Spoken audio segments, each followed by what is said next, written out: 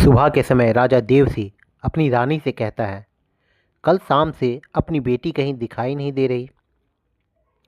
महारानी कहती है, आपको सिर्फ सिर्फ अपनी प्रजा की पड़ी रहती है। अपनी बेटी से बात करने की फुर्सत कहीं है आपके पास?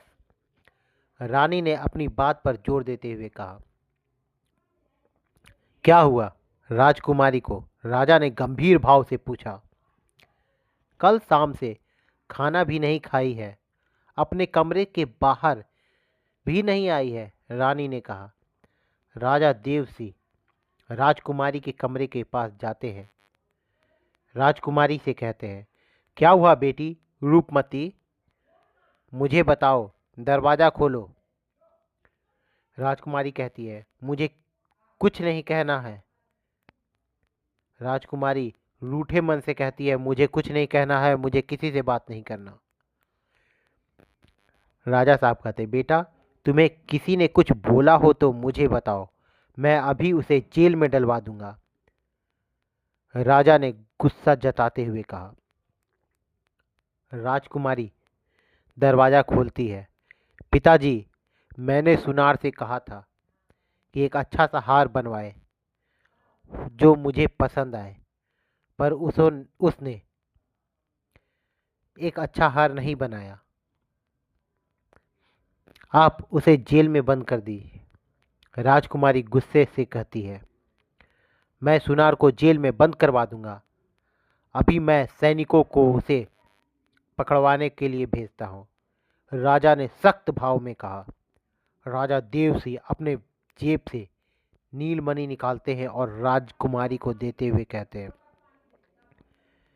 राजकुमारी उस नीलमणि को देखकर बहुत ही खुश हो जाती है और कहती है, पिताजी सुनार को एक और मौका दे दीजिए। ये चारों मणियों से एक और नया हार बनवाना चाहती हूँ। राजकुमारी खुश होते हुए कहती है, ठीक है बेटा, पर अब भी वो अच्छा हार नहीं बनाए तो मुझे बता देना, मैं उसे जेल में डलवा दूंगा। इतना कहकर राजा देवसी वहाँ से राज दरबार की ओर चले जाते हैं। राजकुमारी टूटा हुआ हार और नीलमणि हीरा दासी को देते हुए कहती है, हीरा दासी जाओ और एक नया हार बनवाने के लिए सुनार को कहना और उसमें चारों मणियों को लगवा देना। हीरा दासी मणि और सोना लेके सोनार के पास चली जाती है। राज दरबार में राजा देवसी अपने सिंहासन पर बैठे हुए सेनापति से कहते हैं, जाओ और उस जासूस को मेरे सामने पेश करो।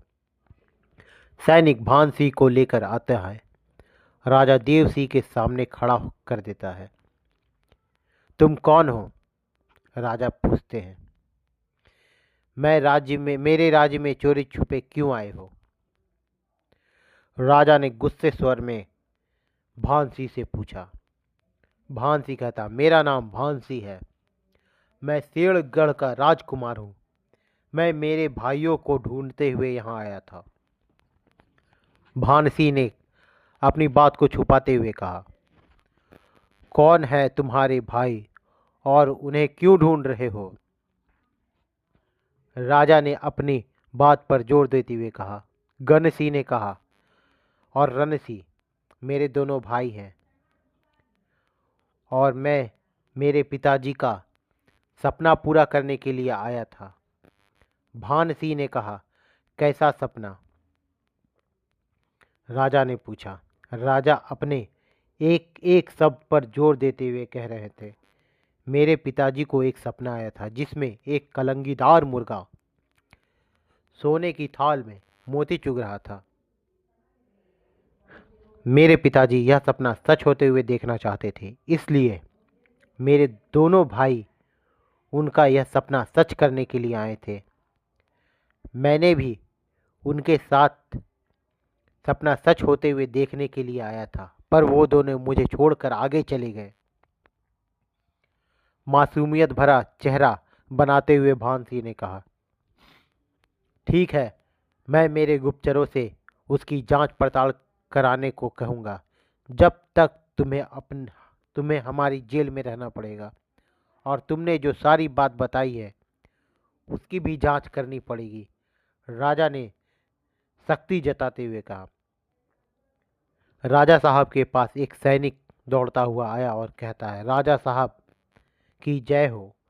राजा साहब, हमारे राज्य का संकट मिटने का नाम नहीं ले रहा है। आज फिर एक सैनिक मारा गया। सैनिक ने खुद दुखी मन से कहा।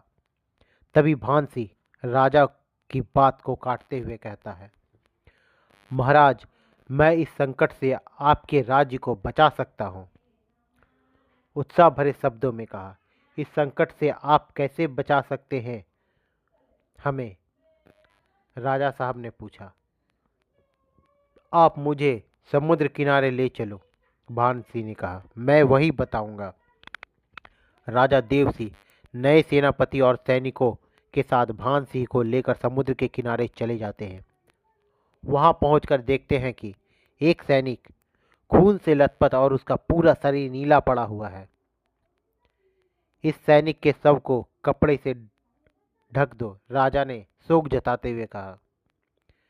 भानसिंह समुद्र के किनारे खड़ा हो जाता है। फिर वह अपने दाहिने हाथ की उंगली में पहने हुए अंगूठी को देखता है जो उसे नीलम चुड़ैल ने दी थी। अंगूठी को अपने मुंह के पास लाता है और कहता है, मुझे आप चारों बहनों की ज़रूरत है।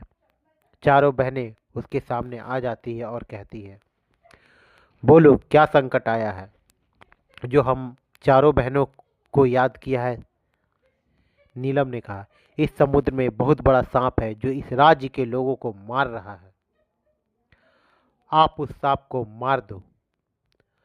भानसी ने हाथ जोड़ते हुए कहा, तुम थोड़ी देर रुको, हम उस सांप को मारकर किनारे ले आते हैं।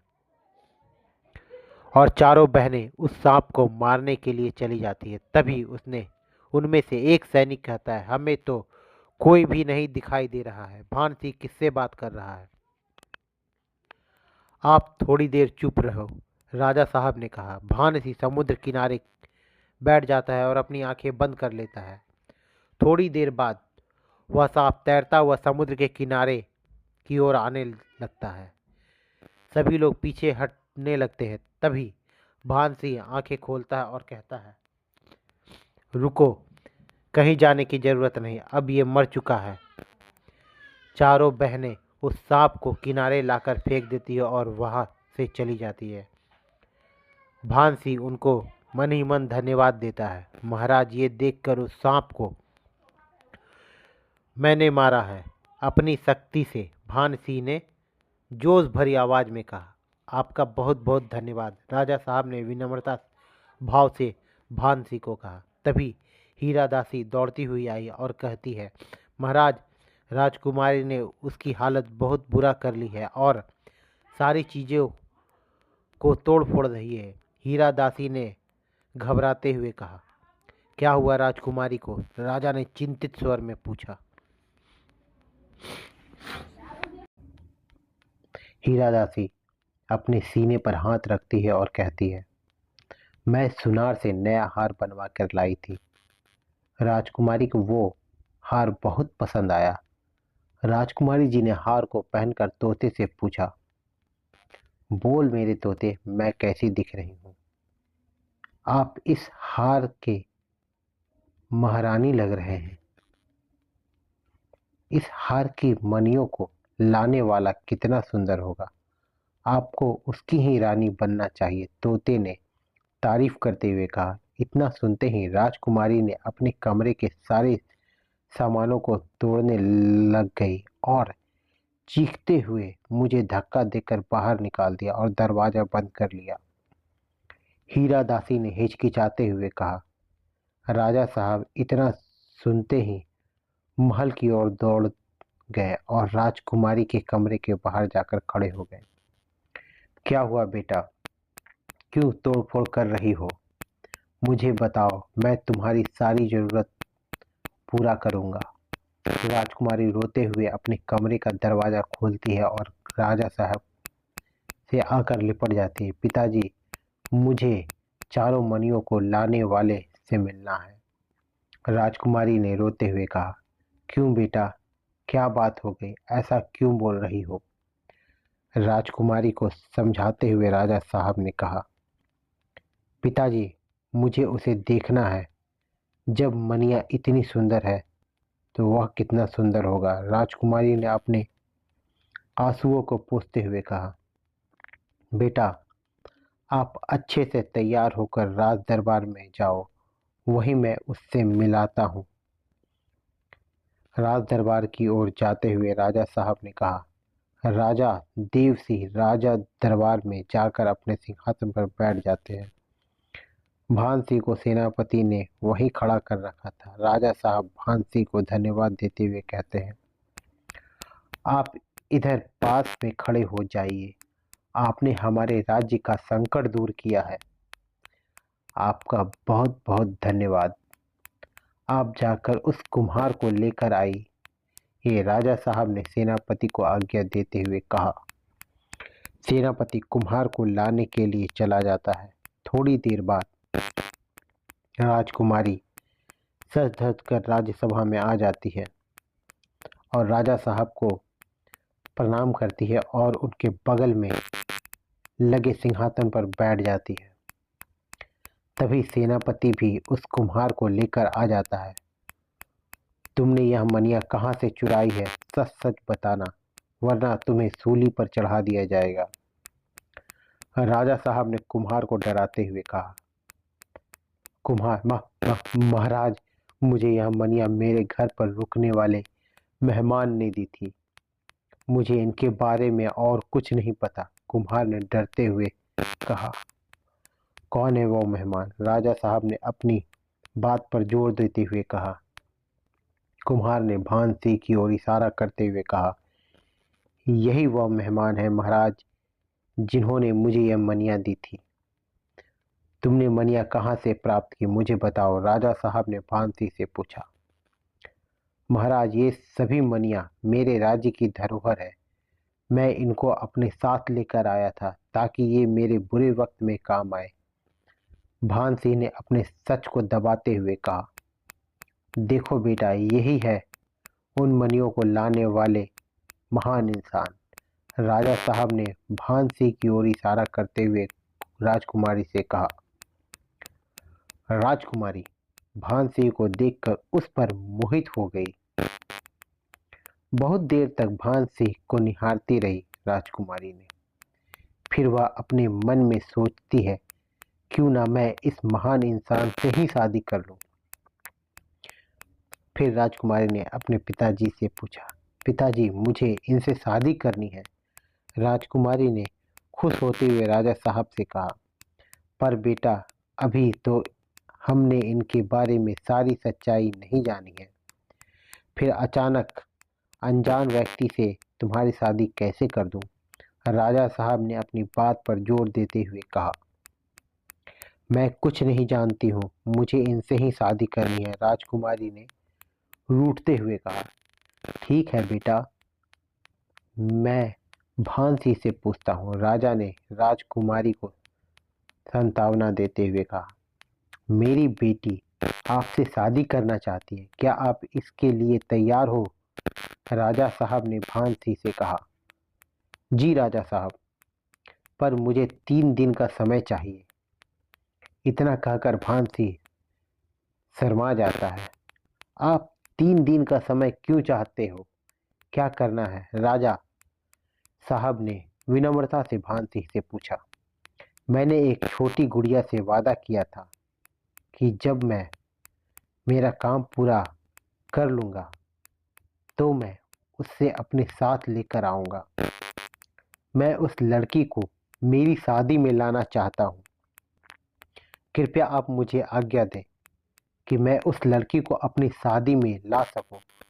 भान सिंह ने राजा साहब से आज्ञा मांगते हुए कहा, ठीक है, आप जाइए और जल्दी आइएगा। राजा साहब ने आज्ञा देते हुए भान सिंह से कहा। भान सिंह वहां से उस गांव की ओर चल देता है जहां पर वह उस लड़की से मिला था।